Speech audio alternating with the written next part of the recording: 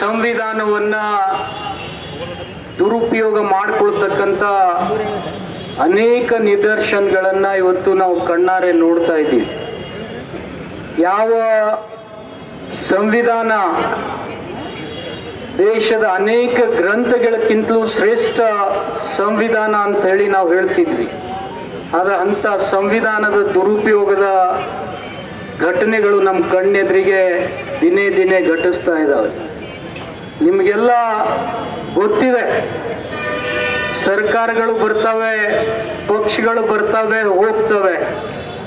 ಆದರೆ ಈ ದೇಶ 75 ವರ್ಷ ಸುಭಿಕ್ಷೆಯಿಂದ ಬದುಕಬೇಕಾದ್ರೆ ಆ ರಾಷ್ಟ್ರಪಿತಾಮಹ ಮತ್ತು ಸಂವಿಧಾನ ಬರೆದಂಥ ಡಾಕ್ಟರ್ ಬಾಬಾ ಸಾಹೇಬ್ ಅಂಬೇಡ್ಕರ್ರನ್ನ ನಾವು ಎಷ್ಟೇ ನೆನೆದ್ರೂ ಕೂಡ ಅದು ಕಡಿಮೆ ಅಂತೇಳಿ ನಾನು ಹೇಳಬೇಕಾಗ್ತದೆ.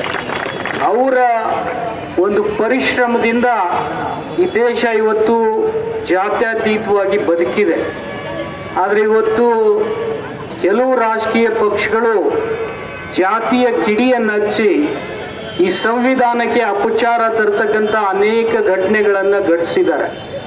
ನಿಮಗೆಲ್ಲ ಗೊತ್ತಿದೆ, ಇವತ್ತು ನಾವಿಲ್ಲಿ ಎದಕ್ಕೆ ಸೇರಿದ್ದೀವಪ್ಪ ಅಂತಂದ್ರೆ, ಒಂದು ಚುನಾಯಿತ ಸರ್ಕಾರವನ್ನ ಕಿತ್ತೊಗಿಬೇಕು ಅನ್ನತಕ್ಕಂಥ ಹುನ್ನಾರವನ್ನ ಇವತ್ತು ರಾಜ್ಯಪಾಲರ ಮುಖಾಂತರ ಒಂದು ರಾಷ್ಟ್ರೀಯ ಪಕ್ಷ ಮಾಡ್ತಾ ಇದೆ.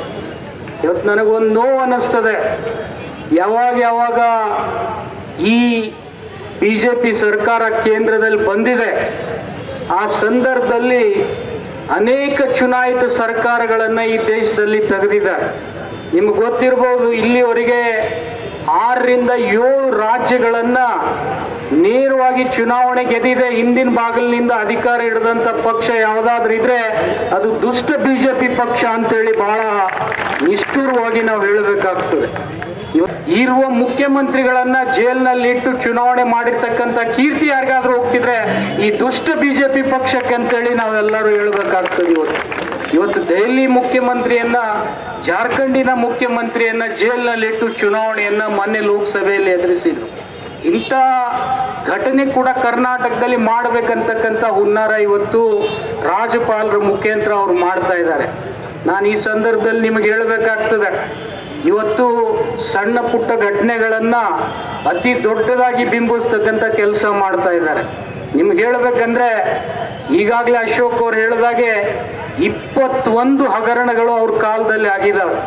ಇವತ್ತು ಎನ್ಕ್ವೈರಿ ಮಾಡಿದ್ರೆ ಅವರ ಅನೇಕ ಜನ ಮಂತ್ರಿಗಳೇ ಇವತ್ತು ಜೈಲಿನಲ್ಲಿ ಇರ್ತಾರೆ ಅಂದ್ರೆ ಅದು ತಪ್ಪಾಗ್ಲಿಕ್ಕಿಲ್ಲ ಅಂತ ನಾನು ಹೇಳಬೇಕಾಗ್ತದೆ. ಕಣ್ಣಲ್ಲಿ ಕಣ್ಣಿಟ್ಟು ನೋಡ್ತಾ ಇದ್ದಾರೆ. ನೀವು ಮಾಡಿರ್ತಕ್ಕಂಥ ಕೃತ್ಯಕ್ಕೆ ಇವತ್ತು ನಿಮಗೆ 2023ರಲ್ಲಿ ಮನೆ ಕಳಿಸಿರ್ತಕ್ಕಂಥದ್ದು ಬೊಮ್ಮಾಯಿ ಅವರು ಮರಿಬಾರ್ದು ಅಂತೇಳಿ ಈ ಸಂದರ್ಭದಲ್ಲಿ ನಾನು ಹೇಳಬೇಕಾಗ್ತದೆ. ಇವತ್ತು ಈ ಜಾಗ ನಾವು ಕಾಂಗ್ರೆಸ್ದವ್ರು ಕೊಟ್ಟಿಲ್ಲ, ಸಿದ್ದರಾಮಯ್ಯನವ್ರಿಗೆ ಬೊಮ್ಮಾಯಿ ಅವರೇ ಕೊಟ್ಟಿದ್ದಾರೆ ಮುಖ್ಯಮಂತ್ರಿಗಳಾಗಿದ್ದಾಗ. ಅಂಥವ್ರು ಇವತ್ತು ರಾಜ್ಯಪಾಲರ ಮುಖಾಂತರ ಈ ಕೇಸನ್ನು ದಾಖಲು ಮಾಡಿಸ್ತಕ್ಕಂಥ ಕೆಲಸ ಮಾಡ್ತಾ ಇದ್ದಾರೆ. ಈ ಕೇಸ್ ದಾಖಲು ಮಾಡಿದ್ರೆ ಸಿದ್ದರಾಮಯ್ಯನವ್ರಿಗೆ ಏನಾಗೋದಿಲ್ಲ.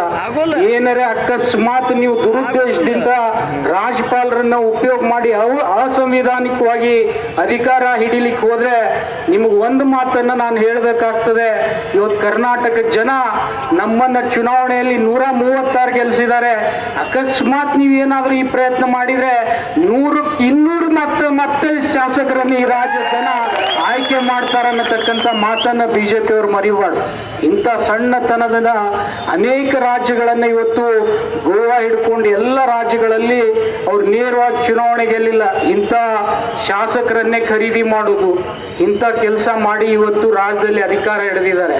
ಇವತ್ತೆಲ್ಲ ನಿಮಗೆ ರಾಜ್ಯದ 3 ಲಕ್ಷ ರೂಪಾಯಿ 3 ಲಕ್ಷ ಕೋಟಿ ಅನುದಾನದಲ್ಲಿ 56,000 ಕೋಟಿ ಹಣ ಕಮ್ಯುನಿಸ್ಟ್ ಪಕ್ಷ ಮತ್ತು ರೈತ ಸಂಘದ ಹೋರಾಟಗಾರರನ್ನ ಕಳ್ಕೊಂಡು ಬಹಳ ದುಃಖ ಸ್ತಬ್ಧದಲ್ಲಿ ಇರ್ತಕ್ಕಂಥ ಸಂದರ್ಭದಲ್ಲಿ ಅವರ ಆತ್ಮಕ್ಕೆ ಶಾಂತಿ ಸಿಗಲಿ ಅಂತೇಳಿ ನಾನು ಕೂಡ ಹಾರೈಸಿ ನನ್ನ 4 ಮಾತುಗಳನ್ನು ಮುಗಿಸ್ತಾ ಇದ್ದೀನಿ. ಜೈ ಹಿಂದ್, ಜೈ